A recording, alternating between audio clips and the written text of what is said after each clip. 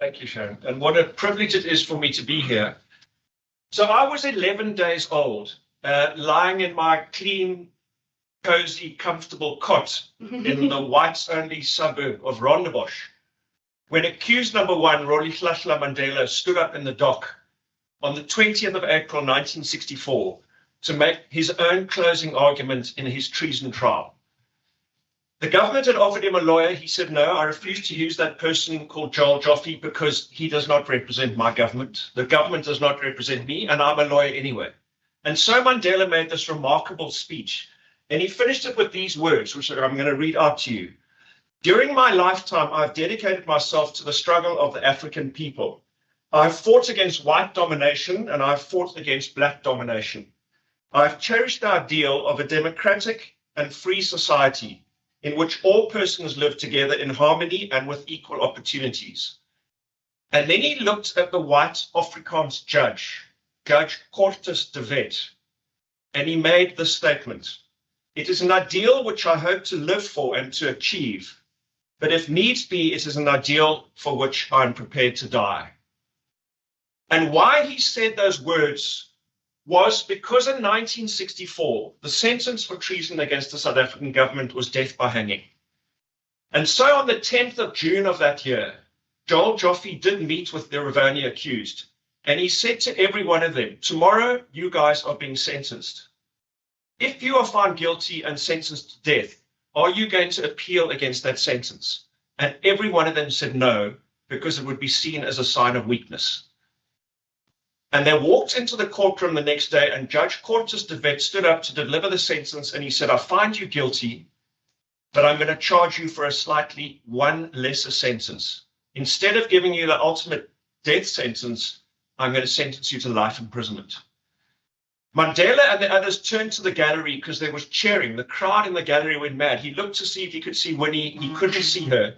That night, they were put on a military aeroplane, and they were flown to Robben Island. And that was the year Mandela started 18 years on Robben Island.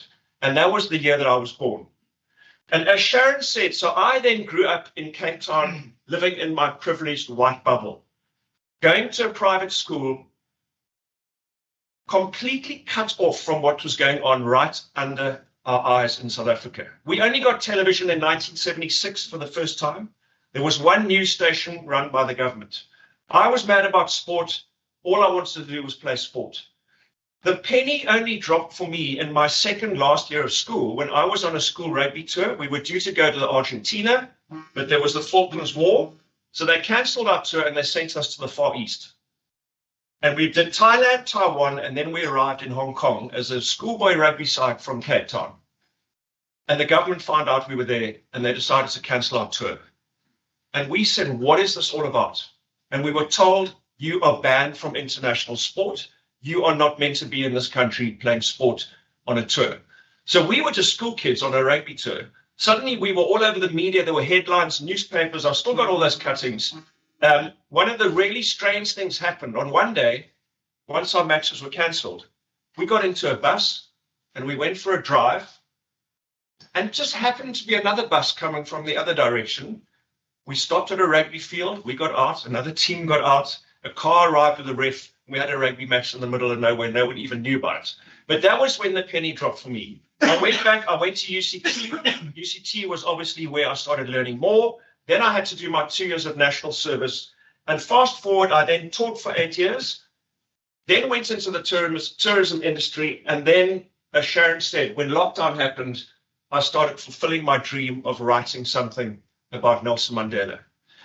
It took me reading 54 books in total before I actually decided how I would like to write my book. I found an editor and a publisher in Seattle, and we set about writing the book. So what I want to do tonight is just talk to you about some of the practical lessons from Nelson Mandela that you guys can all apply in your own lives, at home, at work, wherever you are in your communities. And I'm going to talk about three things. The first one is overcoming challenges, which, as Sharon said, was one of the major things that Mandela did all through his life. The second one is about changing lives. And the third one is about being a leader. So Mandela had incredible challenges. His first major challenge was when he was 12 years old, and his father passed away, and his mom took him on a walk for a whole day and said to the ward of the neighboring village, will you please bring up my son, because I can't bring him up. And that ward of that village was the one who then got Nelson Mandela into primary school, into high school, and into university. He was the first in his family to ever be educated. What happened was, long story short, this ward wanted to arrange marriages for Nelson and his cousin. They didn't fancy the two ladies who the ward had set them up with. So they boarded a train, they ran away, they arrived in Johannesburg. He had no money, he had no job, he had no friends. He's now in Johannesburg. He was nickeled all the time when he became a lawyer about the fact that his people weren't free. He then joined the ANC, he went underground, he was arrested, and then his biggest challenge was he was sent to prison for 27 years.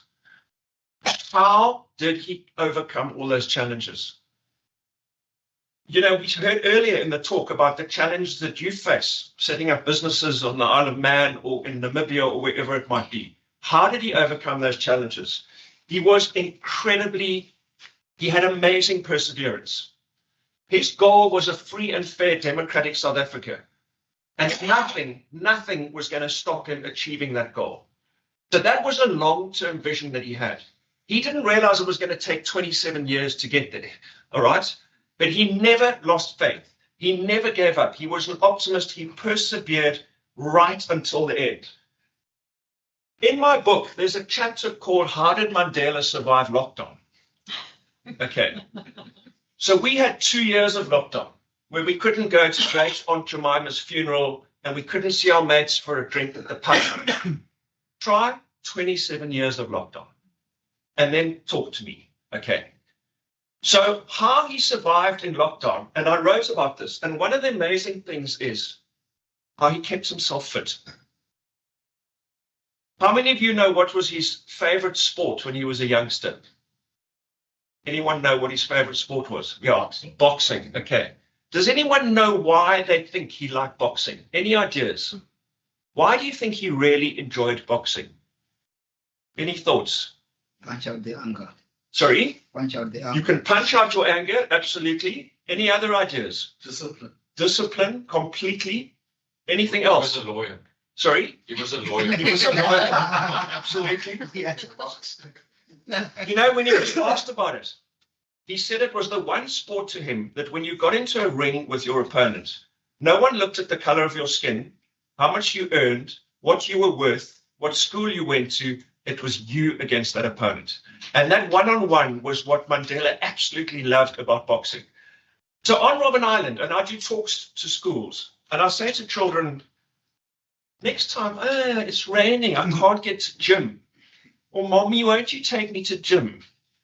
Try spending 18 years in a cell on Robben Island, exercising every day, doing press-ups, doing sit-ups, running on the spot, doing shadow boxing, and keeping yourself fit and disciplined. Because that's what Mandela did when he was in lockdown. Education was the biggest thing in Mandela's life. So when they got to Robben Island, he was aggressive, he was militant, he was angry. He started calming down. He started getting to know the prison guards. And he started realizing we're in for the long haul. They then decided to call Robben Island their university. They never referred to it as a prison. And they started educating each other. They started giving lectures. They started getting funding. They started getting guys in the limestone quarry when they were doing hard labor. The warders would give them a break at lunchtime and they would start writing their ABC in the sand. And they started teaching each other and they started educating. Mandela said the greatest weapon you can change the world with is education. So that was another thing that kept him going. So those are just a couple of things, as I say, that really, really kept him going. This aspect of changing lives. Okay, you guys in your businesses are changing lives all the time. You're looking after families. You're looking after their investments. You're looking after the next generation. You are trying to save and help people have a long, wealthy, hopefully, existence. Mandela changed so many lives. And he started with the people right next to him who were the prison guards on Robben Island. Through the prison guards on Robben Island, he started trying to understand what is the psyche of the white Afrikaner in South Africa. And then, obviously, what happened in 1995 was one of the remarkable events where he changed so many people's lives. We might talk about that later. Constançon was the leader of the right-wing Afrikaans party in South Africa, the Afrikaner Volksfront. And he said over his dead body, was he going to have a black president in South Africa? They started stashing arms away. They refused to stand in the first elections. Mandela went and met Constançon, and he said to him in a private meeting, you know what, there's been enough bloodshed in this country. Yes, we are enemies, but we need to take each other's hands. We need to build a new South Africa where there's a place for everyone. And you know that Constançon stopped the arms stashing. He stood in the first election. He became a member of parliament.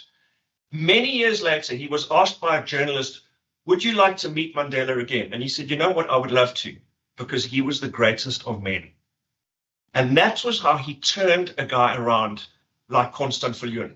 To me, he changed lives by reconciling with his enemies. Now, you all have disputes. You all have disagreements. You all have fights with partners or colleagues or clients. Not only did he reconcile with those people who put him in prison for 27 years, you know what he did? He forgave them.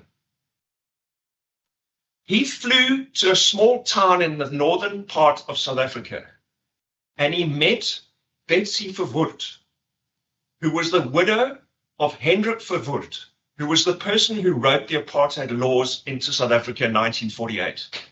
He flew there to have tea with Betsy Verwoerd and treat her civilly.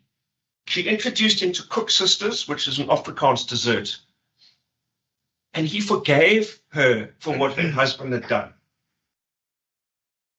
It's just remarkable. He came out of prison and he had a choice: revenge or reconciliation.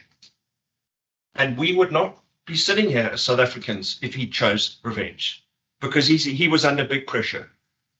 And you know, he decided to choose reconciliation, and he averted what I believe would have been a civil war in South Africa. So he changed so many lives. And now Mandela, the leader, just a few things about him as a leader. You know what I find the most amazing? The book, I've now been to America, Canada, and here talking to schools, universities, corporates. We called the book The Leadership We Need. All right. Because when I started my book, I realized there weren't too many leaders around the world worth aspiring to. Okay. This is one guy we can all learn from. But my target market is from 12-year-olds up to CEOs. And when I spoke to a friend in Cape Town, I said, how do I pitch the book? He said, you know what? They're often the same thing. Because he said, don't underestimate a 12-year-old. And a CEO often doesn't want a fancy, highfalutin document. They want to read something that's easy to read. So I started realizing that my mission now is to try and share some of Mandela's qualities with everyone that I meet. And if everyone in this room just takes on one or two of those qualities, the world will become a better place. And that might be idealistic, but I believe in it in my heart, that there's only ever been one Nelson Mandela. So give up trying to be another one, because you ain't going to make it, all right? But yet let's try and learn a little bit from him. So just a couple of things. Servant leadership was what he was all about. He came out of prison. He was taken in a vehicle to the city hall in Cape Town, and he made his first speech. His first words were, thank you to the people of South Africa. I now place the remaining years of my life in your hands. I'm here to serve you, the people of South Africa. He was a servant leader. He learned about leadership when he was 12 to 15 years old, growing up in that village. He was too young to take part in discussions. So what did he do? He sat behind a huge tree and he listened to arguments, and he listened to the elders debating stuff. He became a listener. When he was in a meeting, he would let everyone else talk first. He would be the last one to talk. because he learned to listen. And the other way that he described his form of leadership was being like a shepherd. So when he was a young boy growing up, he was a shepherd. He would be at the back of the sheep and he would be leading from behind. And if one of the sheep went off in the wrong direction, he would bring that sheep back in. That was how he led. He wasn't one of those rah leaders from the front. He led from behind. He was incredibly humble. He treated everyone the same. In the front here is an esteemed journalist who actually knows far more about Mandela. He interviewed him. Okay. You mentioned the Queen. When he came on a state visit to England, he did call her Elizabeth. And he got called in by his advisors. And he got told, President Mandela, it's Her Majesty or it's Queen, but it's not Elizabeth. And he said, but why? She called me Nelson, so I called her Elizabeth. To him, she wasn't the Queen of England. She was another human being. He treated her the same, and they got on absolutely famously. And the other thing which I just want to talk about is this amazing, what I call them the unseen acts of leadership that Mandela did, which we can all do in our daily lives every single day.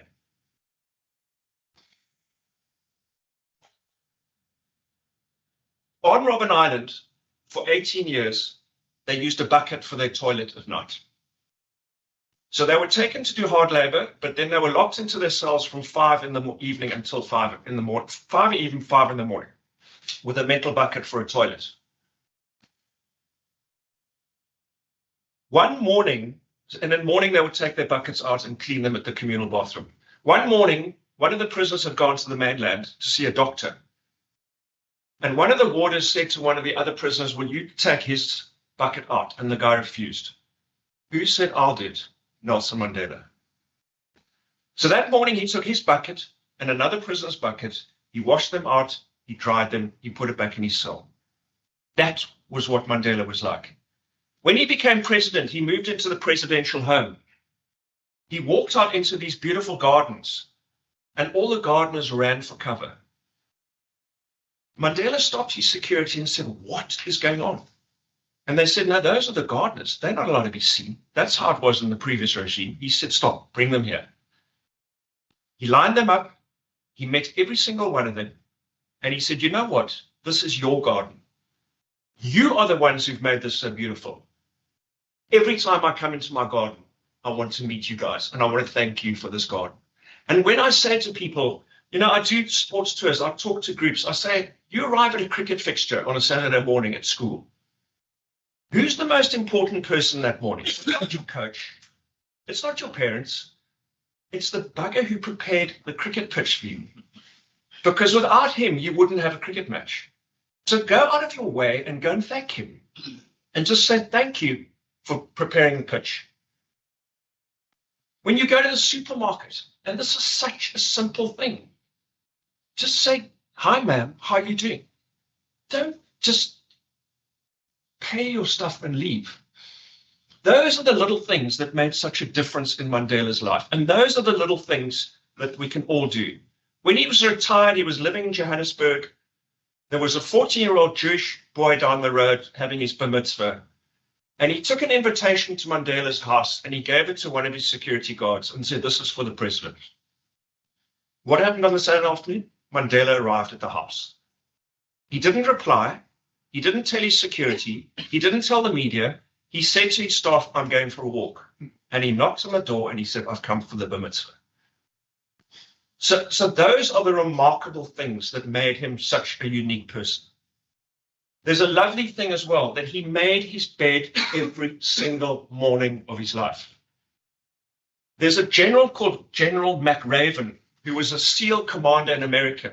And at the Texas Christian University graduation ceremony a few years ago, he made a fine speech. It's almost Mandela-esque. He said, how do I become great? The first thing is make your bed in the morning.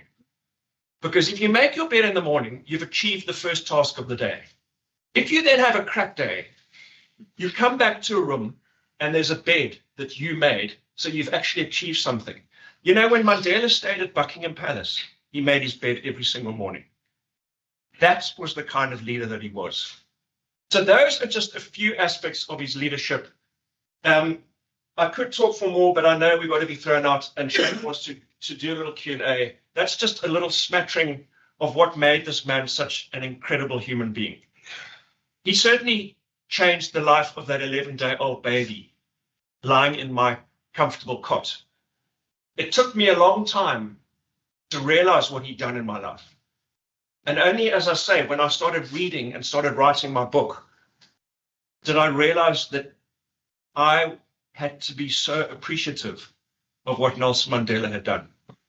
You know, I get asked, is Mandela still relevant in 2024? Oh, yes, he is. 2 weeks before Biden stepped down in the American election, my editor sent me an article by an American journalist, and the headline was, What Joe Biden Can Learn from Nelson Mandela. So there is so much stuff that we can all learn from Nelson Mandela, even in 2024. And I hope that's just a little bit that you can take home into your businesses, your lives, your families, and just take on some of those qualities. So thank you for having me. Over to you, Sharon. First thing is, how do you stand up here with a voice that's not going to tremble, with a frog not deep in it trying to make you look embarrassing and stupid after hearing that kind of stuff? It really is moving. And from my perspective, seeing the country and how it has changed, it's very moving. But I have to say, I do make my bed every day, because in the UK you have no choice. Otherwise you get into bed into a mess. So, and I don't do getting into a mess at night, so I do that. And some of the things you talked about, if we talk about South Africans, we always talk about going to the brink of the precipice and then miraculously finding our way back onto terra firma and doing something amazing for the next 5 years, decade, or whatever it might be. And I think that's a quality Mandela has that the rest of us South Africans do have. Yeah. And it's a very powerful analogy. And I think as a country right now, the GNU has been another example of sheer resilience of our country and what it can do. We are, as I say, perseverance, resilience, and agile. So those are the words I put down. The other thing that Mandela has brought for us is his love for children. It's not something you covered at all, because he talked about education. Obviously, that is about children. Yeah. And children for him were the future leaders and critically important to the country. You talked about his ability to forgive. If you look at the cycle of what went through, probably 1988 through to his end of his term, which is what, 99, I think it was. What were the sort of things, and I'm not talking about the reconciliation element of it, but what were the forgiveness elements that were really profound during that? You know, I mean, you mentioned reconciliation, and a lot of you know that he set up the Truth and Reconciliation Commission in South Africa, you know, which was the first one anywhere in the world. You know, I think when I was writing the book, it's often easy to reconcile myself because you have a difference of work, you sit around the table and you reconcile. The next level up is to forgive that person.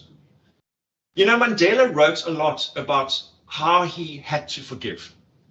Because if he kept that hatred within his heart for the rest of his life, he was going to be bitter. He had to release that hatred. And I know that he had Bishop Tutu with him, helping him a lot about how to release that hatred. I mean, how do you do it? How do you forgive those people?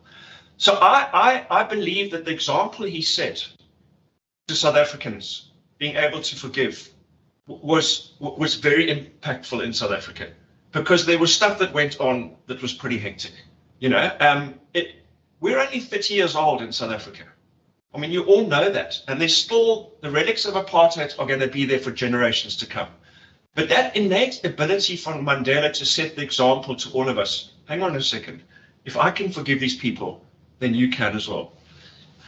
I asked myself, so he had prostate cancer, he had pneumonia, he nearly went blind, he ate prison food for 27 years, and he lived till he was 95 years old.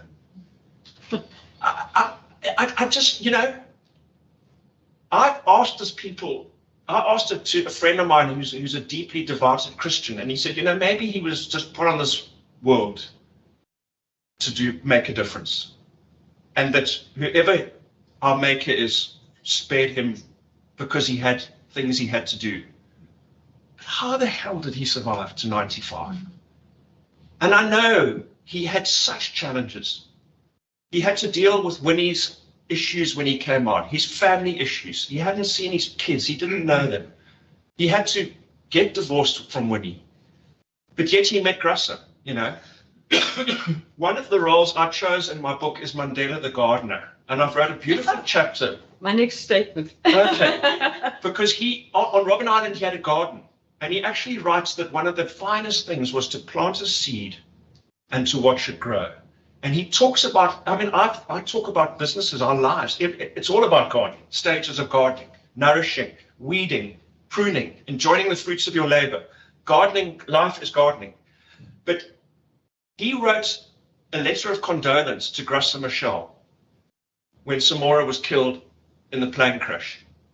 And she wrote back one of the most beautiful pieces, which I've got in my book, where she wrote back to him, he's on Robben Island, your letter to me was one of the most beautiful roses in the garden of letters that I received. And hopefully one day we'll be able to meet. And not only did they meet, but they fell in love, and he had a partner with him until he died. So, it was just incredible. One of the points that we often make, and I'm sure I'm not alone in saying that, is he was the most profound gardener. But he needs a gardener to tend his property, because that person is potentially not a potential state president.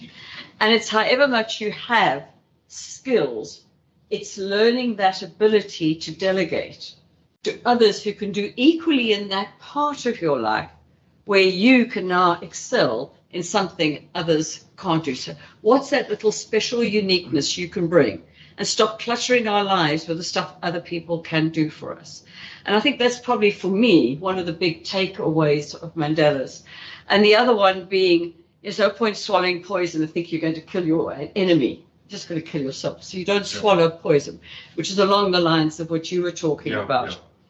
But we talk about business. So just to bring Mandela into our business and our leadership roles, the most critical leadership role we have in business is the chairman and the CEO of a business. So if I'm looking at the corporate structure, or the charity structure, or the foundation structures, those are the critical people. And you mentioned a few things that are really critical that the chairman of business need to know. EQ. Do we understand people? Do we listen? Do we give people an ear, a space, a safe place to talk? And one of the things he set for us in the country was moral compass. And I think that is something that all leaders can take from Mandela, is setting that moral compass. One of the other things you talked about was getting the gardeners to come out and to meet with him.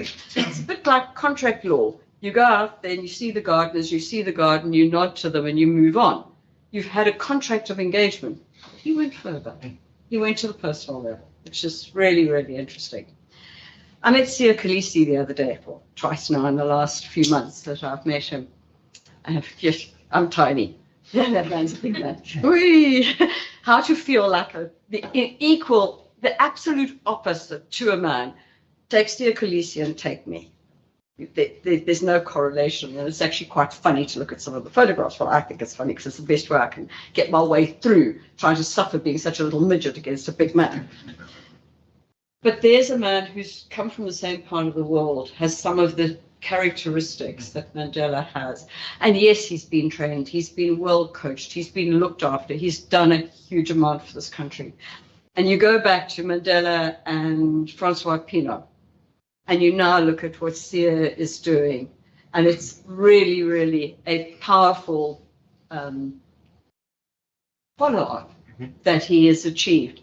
So to the likes of Siya and the other leaders that we have in the country, critically important. Now I want to ask you, What are the 3 challenges you're going to give this audience before we close and let them ask you some questions? Quickly about Sia. I mean, he is just the most phenomenal human being. And you know why I believe is because, like Mandela, he always says there's a bigger picture. There's a bigger cause at play here. You don't win a quarterfinal, a semi-final, and a final by 1 point unless there's a bigger picture. You just don't do it. And how's this first piece of useless information? You take the points scored by both teams in the quarterfinal, the semi-final, and the final last year.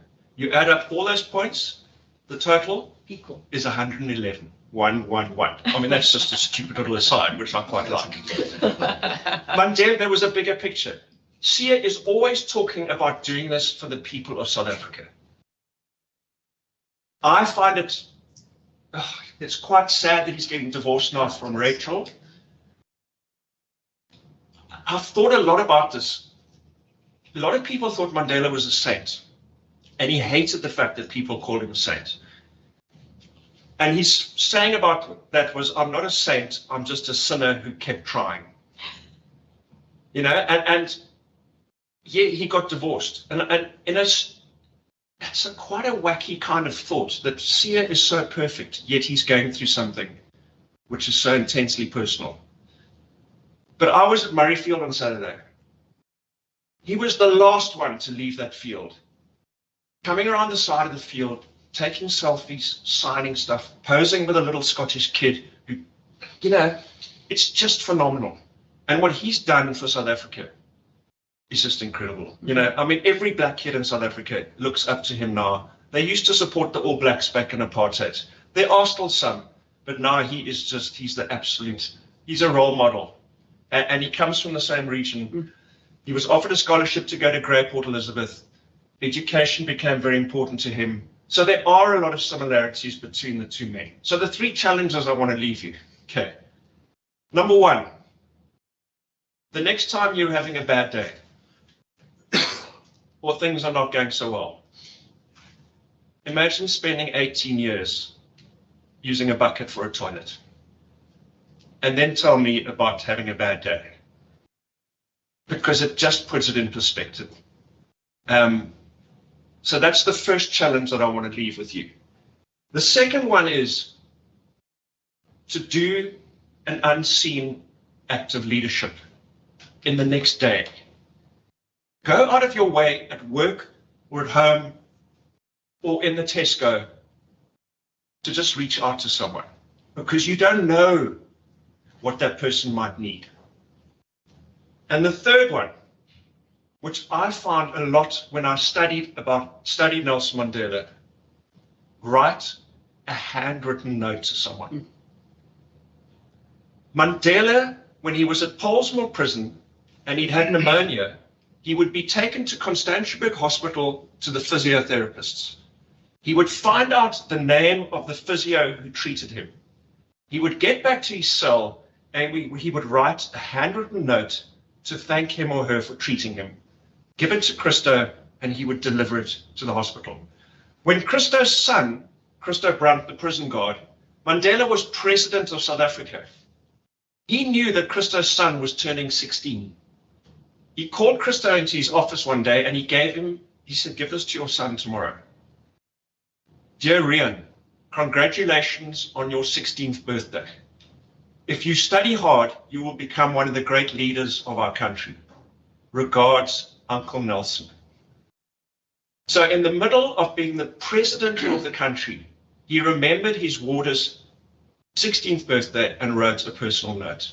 So my challenge to all of you is find someone and write a handwritten note. Just a small one, because it's going to make a difference in that person's life. I go back to that frog in my throat.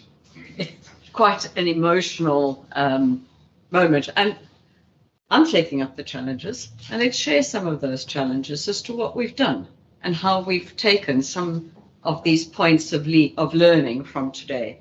Before you ask, sorry, Sharon, my favorite Nelson Mandela quote, okay, which is, he spoke at Walter Sisulu's 90th birthday, another guy who lived till 90.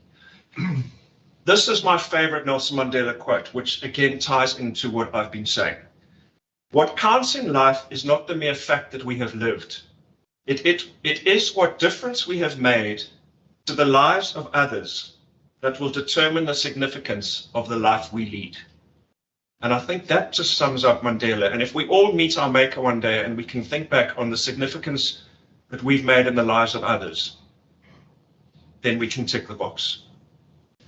I'm going to call an end to that. We all would like a drink. I need one before I have to run as well. And I'm sure all of you would like a drink before you have to run. Thank you, everybody, for being with us.